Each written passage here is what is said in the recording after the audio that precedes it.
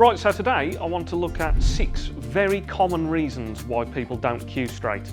So we see lots of things all the time, all the improvements we try to do with our technique and our cue action, but I've seen 6 common mistakes I'm seeing all the time when I'm helping players on the table. So we're going to go through each one now and how you can try and fix them. Right, so number 1 here is moving the head. So we hear this all the time about head movement and keeping the head very, very still. But there's a reason why this is very important. So some head movement, if it's consistent and it's happening on every shot, isn't always that detrimental to a player. So if you look at somebody like Judd Trump, he has a slight lean and a bit of head movement, but he does that on every single shot. So it's a consistent way that he's striking the ball. But for everybody else, we're trying to keep that head nice and still because any head movement can easily throw the cue offline one way or the other. So what we try and do is keep that head very still on every shot so that we can't throw the cue offline, and it makes cueing straight that bit easier.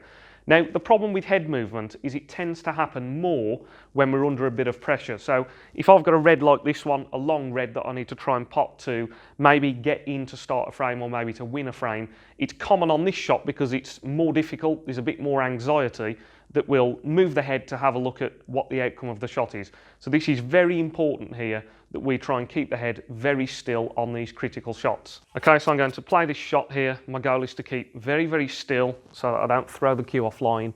More important on these difficult shots, so no movement. Bringing the cue ball back up the table. I have a nice shot there on the green there so that I can get to the yellow.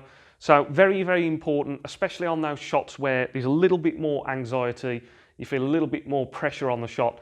Remember to keep that head very, very still. Okay, now the second big reason that players don't consistently cue straight is gripping the cue too tight at the back. So when we play shots, we don't want to feel like this grip hand has really tightened and strangled the cue. It can easily throw the cue offline. So I'm not saying don't hold the cue and don't grip at all, but we don't want to feel like this has gone very tight and it's suddenly 9 out of 10 in power and we're really strangling the cue.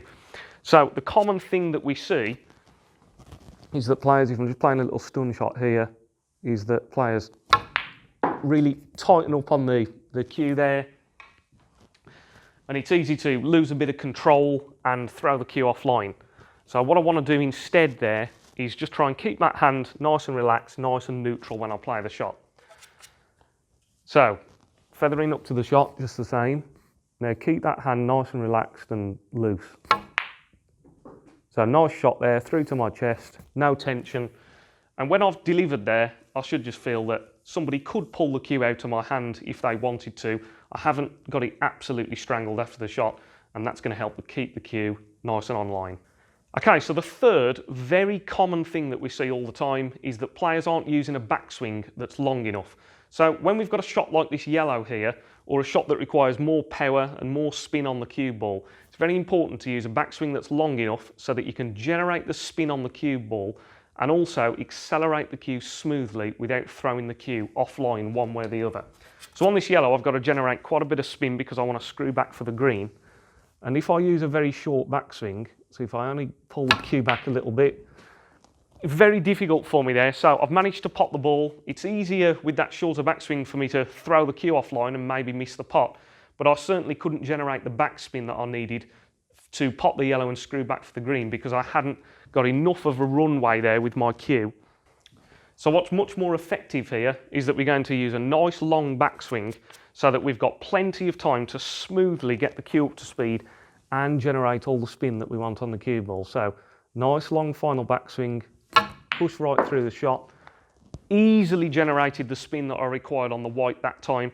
So by using that nice long backswing, I got right the way through the cue ball, generated that backspin that I wanted on the white easily, and I'm less likely to throw the cue offline. And that brings us on to number 4, which is that players accelerate the cue too quickly. So players are in a rush after the backswing to get the cue delivered and get the cue up to speed. It's much more beneficial here to build the speed up of the cue gently and smoothly. So if I've got to pot a ball here and I want to follow the white into the pocket, so we go down onto the shot and now I want to follow this ball into the pocket. Now if I try and accelerate too quickly, I may pot the ball, but I might not get the controlled follow through that I want. nicely into that pocket. So what's better on this shot here is if I, so make sure this is set up nice and straight, but what's better here is if I give myself plenty of time to get the cue up to speed. So I'm aiming at the top of the white, and then I want to do my backswing, keep still, smoothly push the cue through so there's no rush to get the cue up to speed. And that's much more control on that shot there. It just gives you plenty of time for the arm to stay under control, that back arm, it's not rushed, it's building up speed gently, and that gives you much more control. You hit the white more accurately, and you hit the object ball more accurately. And that brings us on to number 5, which is trying to steer the shot. And what I mean by that is players don't line up the shot when they're standing up in this standing position here.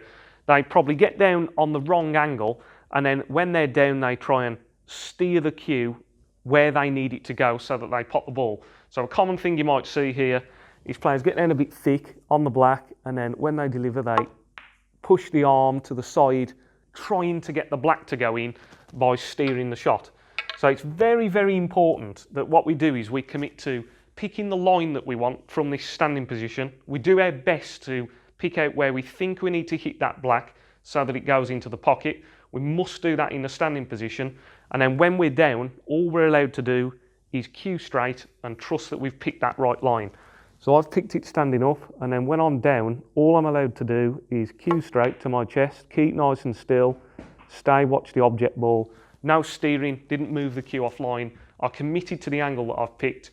Much more beneficial there to be doing that instead of getting into the habit of trying to steer shots, because that slows down your learning of the angles because you've got an inconsistent cue delivery. So pick the angle when you're standing up and commit to it, and only cue straight once you're down. And that brings us on to our final point, which is that we must be looking at the object ball at the time that we play the shot and at the time that we strike. So I see lots of players here that are more worried about looking at the cue ball. They think that that's the ball that they're hitting, so they want to be looking at the cue ball when they strike. But it's very difficult, especially once we get to these big distances, to hit the object ball exactly where we want to if we're not looking at that object ball at the time of strike. So while we're doing our feathers, we do a few checks between the white ball and the red ball. So we might look at the white, look at the red, look at the white. One last check at the white, and then look at that red ball when you're striking to make sure that you're going to hit that exactly where you want to.